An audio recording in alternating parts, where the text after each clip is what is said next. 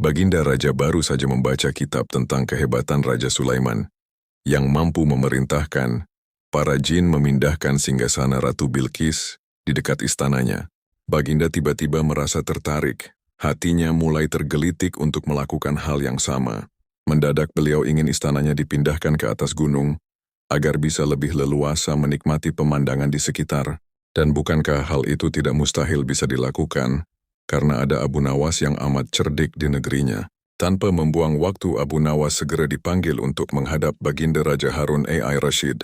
Setelah Abu Nawas dihadapkan, Baginda bersabda, "Abu Nawas, engkau harus memindahkan istanaku ke atas gunung agar aku lebih leluasa melihat negeriku?"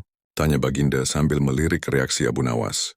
Abu Nawas tidak langsung menjawab, lah berpikir sejenak hingga keningnya berkerut.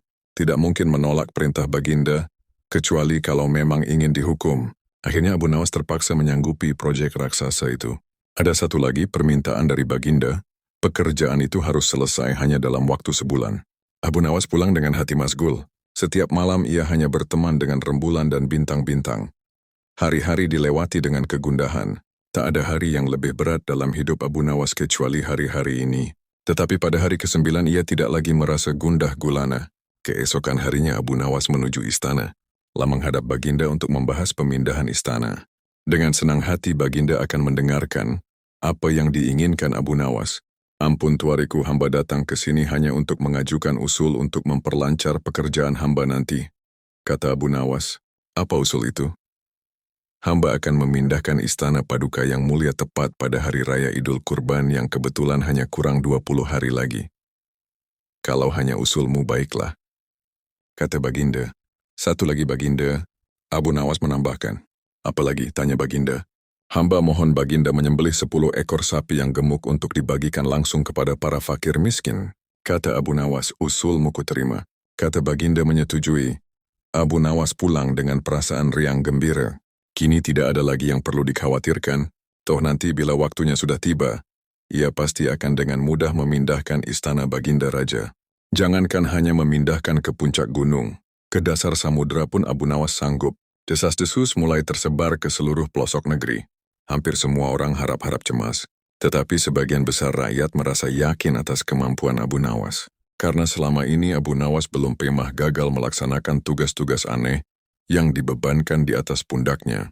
Namun ada beberapa orang yang meragukan keberhasilan Abu Nawas kali ini. Saat-saat yang dinanti-nantikan tiba.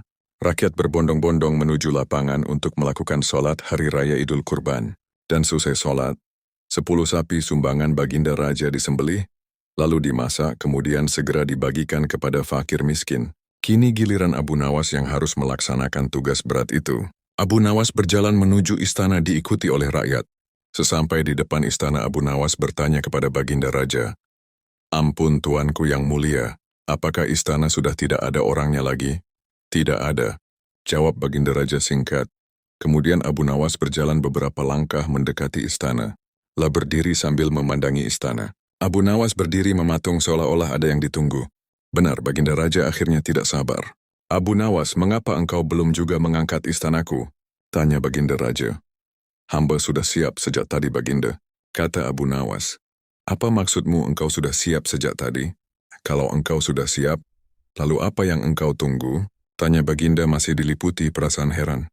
"Hamba menunggu istana Paduka yang mulia diangkat oleh seluruh rakyat yang hadir untuk diletakkan di atas pundak hamba. Setelah itu hamba tentu akan memindahkan istana Paduka yang mulia ke atas gunung sesuai dengan titah Paduka." Baginda Raja Harun AI Rashid terpana. Beliau tidak menyangka Abu Nawas masih bisa keluar dari lubang jarum.